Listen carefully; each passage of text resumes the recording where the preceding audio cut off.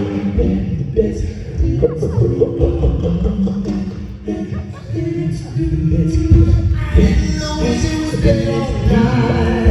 kinda kissing everything inside until I kiss the clock down a very morning light. Put my little bottle of love. Potion of the night.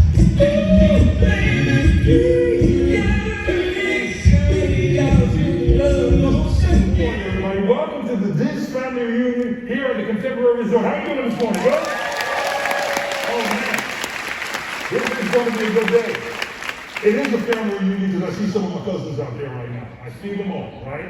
And I want to acknowledge something right now. How many people right now, this is your first expo for 2021 right now? Look at that. Let's applaud that right now. I think it's something we need.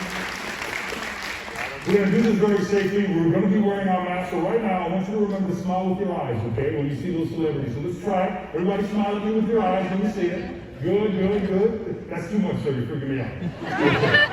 Just kidding, just kidding. Yeah, that is good. And everybody right now, take a moment. Everyone. Hey guys, it seems like it was supposed to happen like years ago. We're finally here. And being able to kick it off by sharing our Give Kids the World story makes it even more memorable for us. Because it's a story of hope. And I think everybody needs a dose of hope right now. And hope is the most precious gift you can give another human being. And I think that story, the video that you saw, kind of gives you a little bit of information about what the village is about. But I want you for just a couple minutes to put yourself in that grandmother's shoes. And close your eyes. And imagine that you're a normal family going through life up and down. Welcome to the stage, Sully.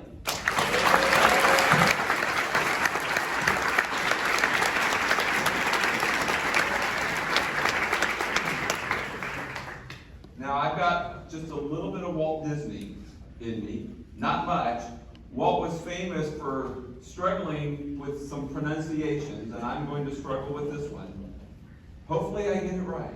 Welcome to the stage, Bill Hostler.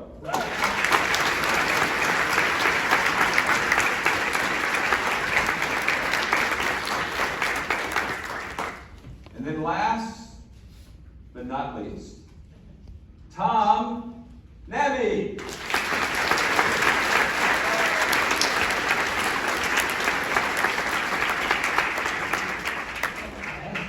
Well, gentlemen, we meet again. Yes, we do. And a few things have happened since the last time we did this. Let's see, we've been through a pandemic. And, well, I think most importantly, a movie has come out. Yeah. And all three of you are 55ers, meaning you worked at Disneyland in the year 1955. And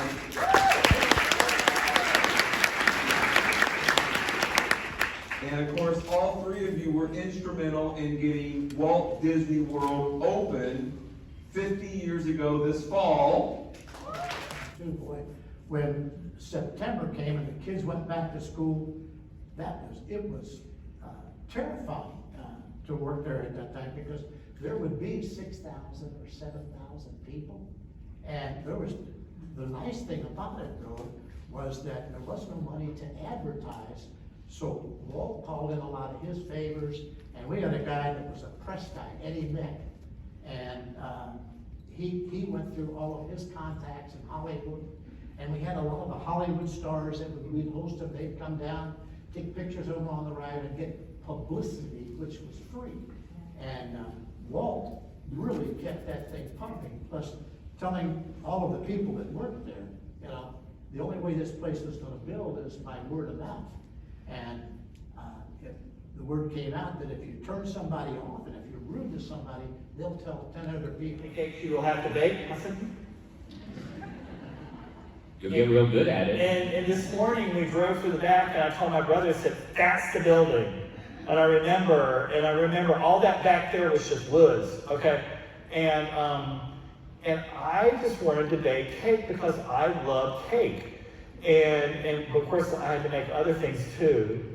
And you had to get up really early. And I lived in a wonderful place. I mean, you know, if you had an opportunity to see the new Flamingo crossing that they built at the West Gate, it's quite gorgeous. Okay, Those college students, you got it made, okay?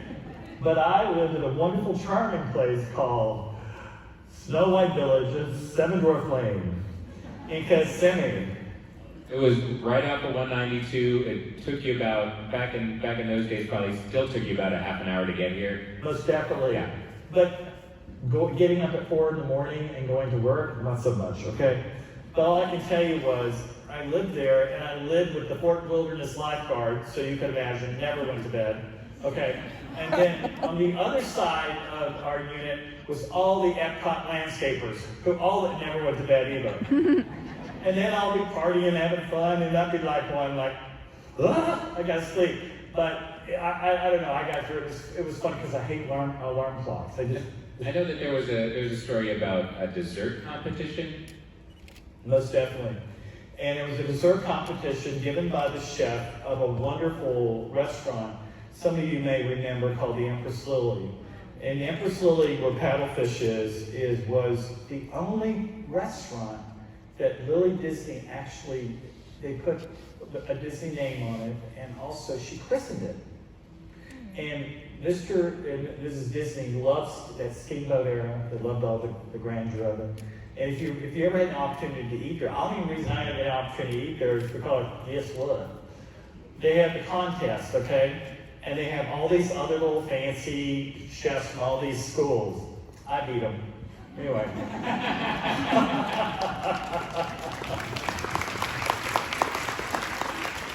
If you remember when they first opened Epcot, actually Epcot was a hole when I came here. One of the great French chefs they put in there was called Le Notre. And Le Notre was this wonderful French chef, and he did the pastry, the patisserie that was in the corner there. And he had amazing books. Jacques Pepin taught people how to use a knife. Chef Le Notre taught people how to make an eclair. You know, he was very... And I would study his books back and forth, and I give him credit for that. And, you know, and here we are, that we're sitting here all these years later talking about it with all of you, blows my mind. Like, if you asked me back in 1985 when I started as a Disney cast member, are you going to be talking about this in the year 2021? I'd be like, no, we're never going to be talking about this again. Do you want to talk to us about the movie making process and how you recorded and all that? Yeah, let me ask you guys this, ladies and gents, this question. So how many of you think that we do the animation first? Raise your hands. Animation first. Oh, this is okay. Well, how many people think it's the voice first? There you go. You are all well-trained Disney fans. Yes, it's the voice first. So went into the recording studio about 2.5 weeks over the course of 2.5 years. So I probably had 15, 16 days in the studio over the course of 2.5 years. So remember, Mermaid is super special because we are the last hand-painted, hand-drawn, full-length animation feature film for the studio, right? So when you think about all those bubbles, those are hand-drawn by amazing artists, and it makes our film really, really special, you know, that we get to kind of hold on to that legacy. So yeah, it's been an incredible journey. I had a question that I asked another princess here earlier, and I was wondering at the time, there was like a whole girl power movement, and did you realize like the strong character of Ariel and how that would play into that at the time for young girls? Yeah, because our last Disney princess before my character is Aurora. Sleeping Beauty, Sleeping Beauty. And so you can see the jump from Aurora to Ariel. And it was a big jump. And it was really risky at the time too. And I had no idea what was riding on our film. But obviously the fate of the Disney Feature Animation Department was riding on this film. You know, at that point we had moved off the lot over into Flower Street, into the trailer systems over there. And things were really rocky. Yeah, I think the lead-in, and there's a couple different varieties of the lead-in part of your world, but maybe he's right. Maybe there is something the matter with me. I just don't see how a world that makes such wonderful things could be bad. So that's always, I think that's such a beautiful culmination of what Ariel's going through at that moment in time. And the other line, did I make you cry? Oh, I'm sorry. I could hear some, I didn't mean to make you sob. The other line, it's funny, but the line that was so difficult for me to record, and then I had to come back and do it before the movie came out, was, I love you, Daddy. It was impossible for me to do that line. And I realized, I get teary when I think about it, but my dad left when I was 11, and I did not have a relationship with him, you know. Even until the day he died, I was with him when he died, and it just, you know, due to his mental illness and all sorts of issues, I didn't have my dad at my wedding. I didn't have a daddy-daughter dance. I went with other people's dads to those types of things. And on my wedding day, didn't have that father-bride dance, you know. And so when it came time, you know, I'm like, oh, I'm good, I'm gonna say this line. And I couldn't do it in the studio. And Howard was like, are you okay? I'm like, I can't do it. I just don't think I can do this. I can't get through this line without crying. And he's like, that's okay, just take that emotion, and let's just walk through this together, you know? And so that, you'd think that those precious couple little words would have been no big deal. But for some reason, I just couldn't do it. So we had to come back towards the end of the film and do it again. And it's just, you know, just one of those things that's always precious when I see the movie and I think about that at the end. And, you know, I get like, you're supposed to relate to your character in all these different ways, and I couldn't relate to Ariel. Or maybe for all of you, it just feels strange. And being at home here at Walt Disney World, I just, I don't know, I just want to make this something private. I want you to remember the first time that you saw the movie. I want you to kind of go back in time and remember where you were, remember who you were with, maybe remember what you were wearing, how you were feeling. Is this going to be bad that I sit down and you can't see me? Are you sure? The back rows are getting mad. Honey, can you not see me back there if I sit down? Are you sure? Okay, good. You can stand up if you need to with your thing. Okay, so you can film this for your own personal enjoyment, and I won't get in trouble. But if you decide to share it on social media, I would just say, can you please keep it at 30 seconds? Because then we won't get in trouble with licensing and stuff like that. And I don't want to get in trouble with Mickey Mouse. I don't. Okay. So, I'm going to share this song with you, but I do want you to take the moment to just take a breath and remember. I want you to remember what that moment was like the first time you heard the song. And my job is to make sure that it sounds exactly to the best of my ability, like the day I was in the studio, so that you can have that memory, that you can have that moment. That's just really important. So thanks for letting me share that with you. Here we go, my amazing sound people.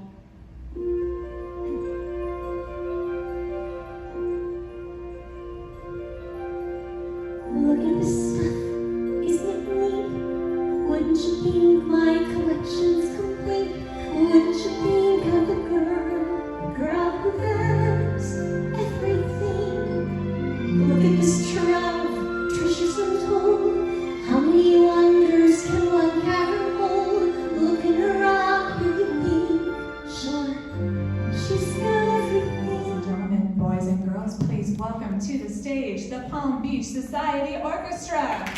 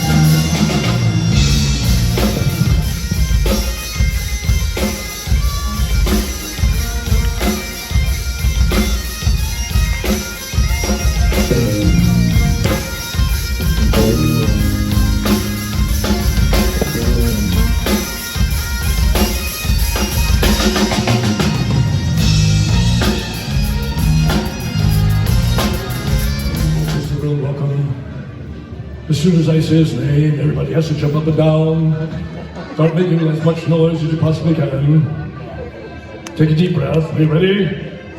Please, welcome to the stage. Hee-haw.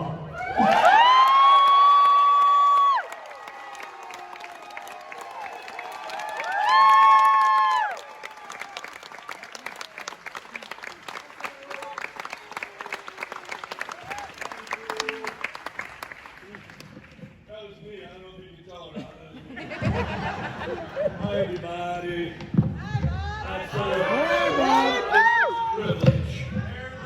Yeah, how's my hair look? It is such a privilege to be here tonight to perform for you and for Give Kids a World. You know, that's why we're here, is for Give Kids a World. I was there on Tuesday night, and it's a privilege to perform down there. It really is. And those of you have been to my show, I'm going to do my very best here tonight. Oh, before I get started, Disney called me this afternoon at noon. I've been off for, laid off, completely cut off for a year and a half. So they've invited me back, and my first night will be October 14th. It's a Thursday. So I'm excited about that, to be back. You're all invited. We had a little sound check before. I could use a little more piano here in this monitor, please and thank you. There we are. So I'm going to warm up. I'm just going to play one, get warmed up, and then we'll get started. Hang on. Here we go.